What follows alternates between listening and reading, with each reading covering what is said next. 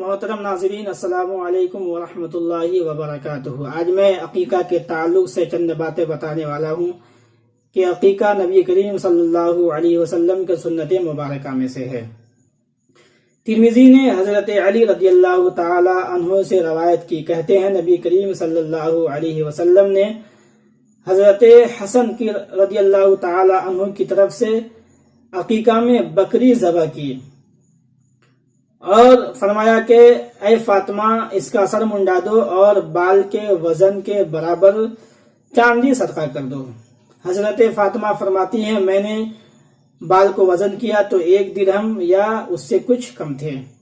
اور ابو داؤد ابن عباس رضی اللہ تعالی عنہما سے راوی کے نبی کریم صلی اللہ علیہ وسلم نے حضرت امام حسین اور حضرت امام حسن رضی اللہ تعالی عنہما کی طرف سے عقیقہ میں ایک مینڈے ذبح کیا، اور نسائی کی روایت میں ہے کہ 2 مینڈے کا عقیقہ کیا۔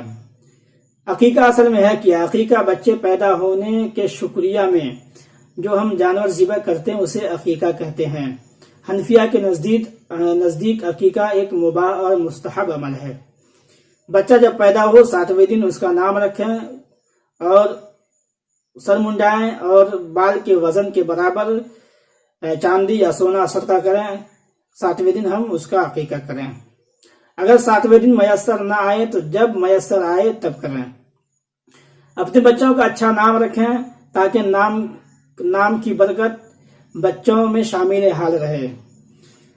ہمارے سماج میں بچوں کے ایسے نام ہوتے ہیں جن کے کوئی معنی نہ ہوتے ہیں، یا معنی اگر ہوتا بھی ہے تو برے معنی ہوتے ہیں۔ تو اپنے بچوں کا نام انبیاء کرام علیہم الصلوۃ والتسلیم و صحابہ و تابعین و بزرگان دین کے نام پر رکھیں تاکہ نام کی برکت بچوں میں شامل حال رہے۔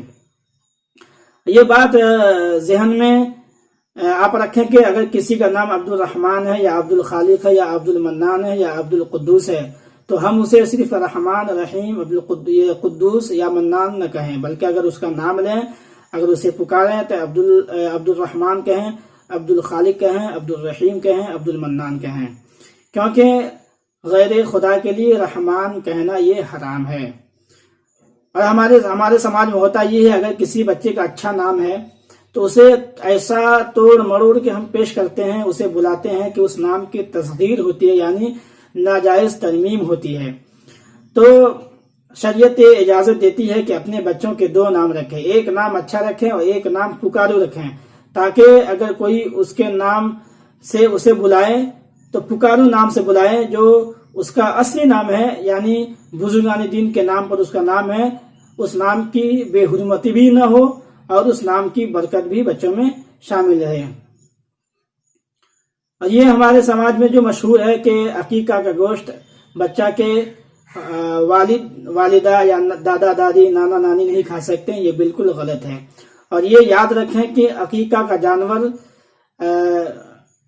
جانور کا وہی حکم ہے جو حکم قربانی کے جانور کا ہے، یعنی عقیقہ کا جانور جب ہم خریدیں تو تمام عیوب سے پاک خریدیں، یعنی فربا، موٹا، تندرست ہو، خوبصورت ہو، جیسا کہ قربانی کے بیان میں ہم نے بتایا کہ قربانی کا جانور کیسا ہونا چاہیے کہ جس کی قربانی جائز و درست ہوگی۔